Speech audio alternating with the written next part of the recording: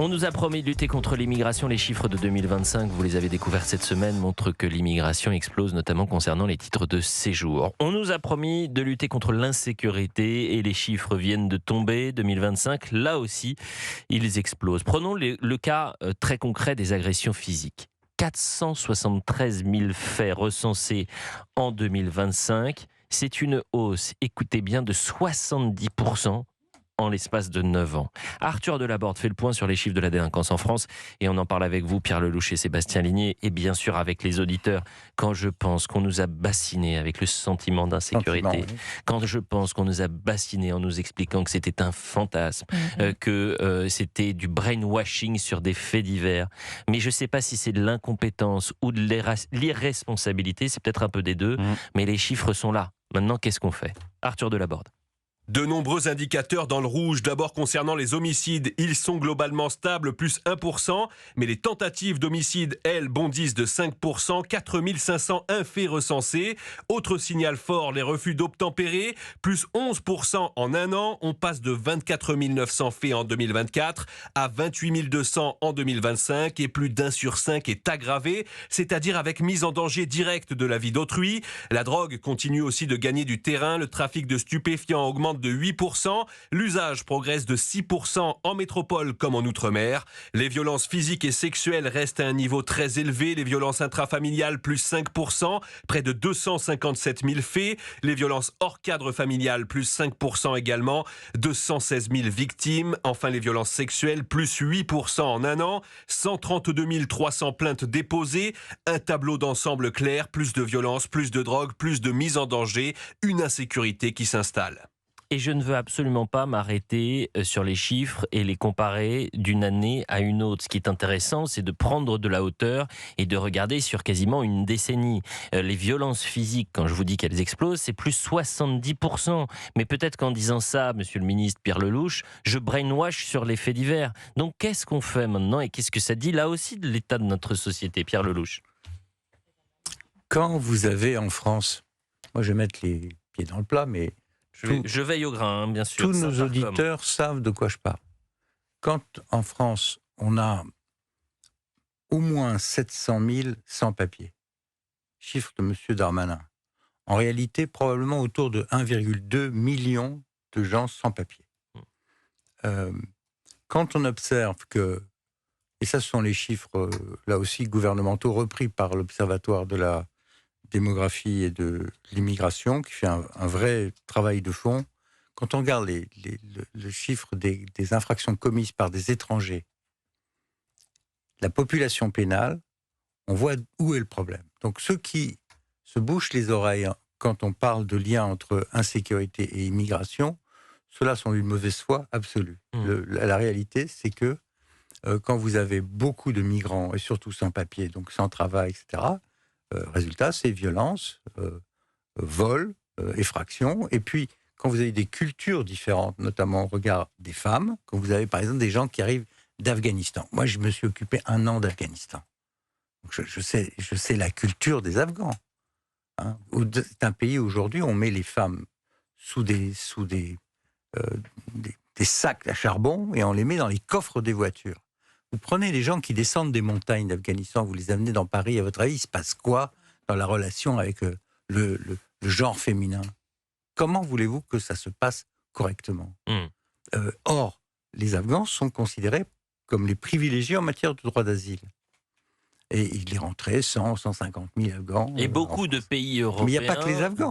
Il y a justement, je crois que c'est une vingtaine de pays de l'Union européenne qui ont interpellé notamment la Commission européenne et la Cour européenne des droits de l'homme pour dire on ne peut pas maintenir ce droit exceptionnel pour les populations afghanes ou certains Afghans qui viennent sur notre sol et qui les sont femmes. délinquants et on ne peut pas les expulser. Attendez, moi je dis si on veut vraiment aider... Moi je dis toujours la parole elle est libre, c'est une parole qui est plurielle. Non, mais si on veut vraiment aider... Je ne vais pas vous censurer lorsque vous parlez de ça. Non, mais moi je parle de choses d'expérience. Si on veut vraiment aider les Afghans, il faut prendre les femmes afghanes. Elles sont privées de tout. Ni d'école, ni de travail, ni rien.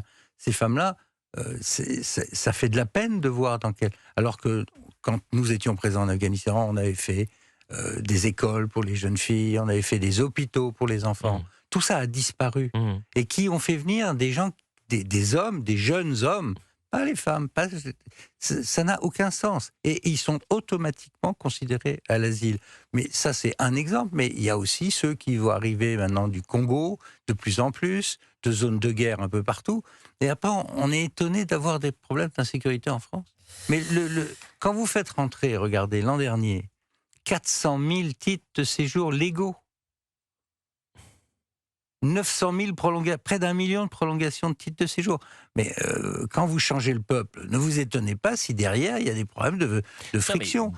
Alizio disait tout à l'heure qu'il y a des gens qui... L'insécurité avec une partie de l'immigration et cette immigration incontrôlée qui est vectrice donc de tensions et de violence sur le...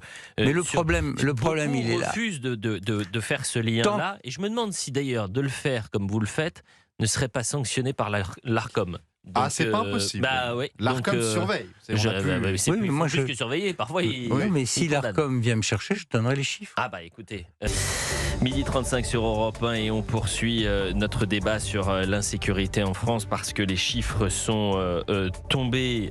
Ils sont tombés et les chiffres de 2025 montrent une explosion, notamment sur les agressions physiques. Quand je dis explosion, c'est non pas d'une année à l'autre, mais c'est sur les 9 dernières années. En 2025, vous recensez 473 000 faits d'agression physique. C'est une hausse de 70% en 9 ans, alors que je découvre une déclaration de Laurent Nunez qui reconnaît une montée des violences, mais qui appelle à faire attention aux mots qu'on emploie. On n'est pas dans une France coupe-gorge, dit Laurent Nunez, formule qui avait été employée par...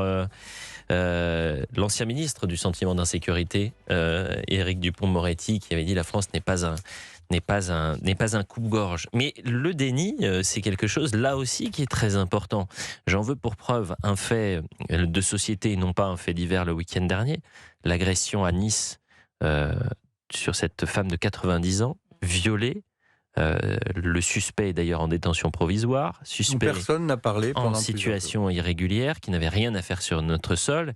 Et pendant tout le week-end, on se sentait bien seul lorsqu'on traitait de ce sujet. Et lorsqu'Éric Ciotti a eu le devoir, parce que c'est pas une question de courage, c'est une question de devoir, de poser la question au gouvernement en séance à l'Assemblée nationale, il a été interpellé par le Premier ministre qui lui disait qu'il faisait de la récupération. Ça n'a rien à voir. Au contraire, quel est le rôle de l'homme politique ? C'est de prendre un sujet dramatique quand c'est un fait de société et de se dire comment vais-je le récupérer pour politiquement faire tout ce qui est tout ce qui est possible pour que ça ne se reproduise plus. C'est pas très compliqué. Un monde, c'est par l'instrumentalisation de la récupération. Pierre Lelouch. Un mot très bref avant de laisser la parole à Sébastien, mais dans toute cette affaire, la France s'est voilée les yeux pendant des années en considérant que c'était des choses, des chiens écrasés, des cas de droit commun ordinaire, et qu'il fallait les traiter comme tels, et qu'il fallait éviter d'en rajouter. Or, ça n'est pas des faits divers. Ce sont des faits de société qui impliquent des choix politiques difficiles que personne n'a voulu regarder jusqu'à présent. Qui commencent par l'immigration, qui se poursuivent par le niveau de force de police qu'il faut entretenir ou pas dans le pays, et les policiers vont manifester demain, bien sûr. Et ensuite, vous avez toute la partie pénitentiaire, toute la partie justice. C'est de l'ensemble de la chaîne du problème qu'il faut regarder en face.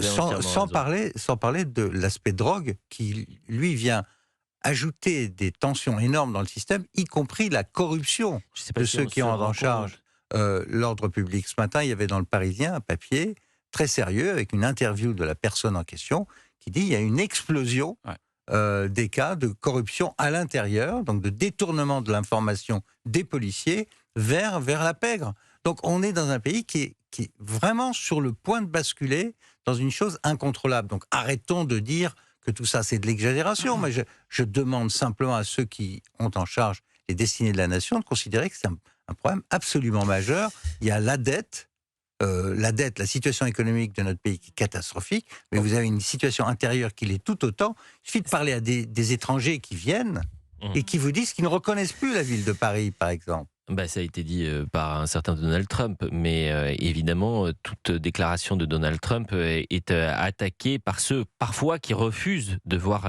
également le réel. Je rappelle cette phrase de Donald Trump, je ne reconnais plus, l'Europe est méconnaissable. Le titre du Figaro, de nos confrères du Figaro, est très intéressant. Vous avez un refus d'obtempérer toutes les 20 minutes. L'autorité n'a jamais été autant bafouée en France, Sébastien Ligné. Mais c'est pour ça que vous parliez tout à l'heure de qu'est-ce qu'on fait, quelles sont les solutions. Mais avant même de se poser la question des solutions, il faudrait d'abord que toute la classe politique soit d'abord sur le constat. Et je remarque que ce n'est même pas encore le cas. C'est quand même ça le plus grave. Quand on entend parler Monsieur Nunes qui dit qu'il ne faut pas tomber dans des expressions radicales ou nous expliquer qu'il ne faut pas parler de France coupe-gorge. Mais les Français au quotidien qui écoutent cette déclaration, mais il lui rit au nez. Parce que la France coupe-gorge, ils la vivent au quotidien. Je suis désolé. Je veux dire, vous parlez des agressions avec ce chiffre de 473 000 agressions par an.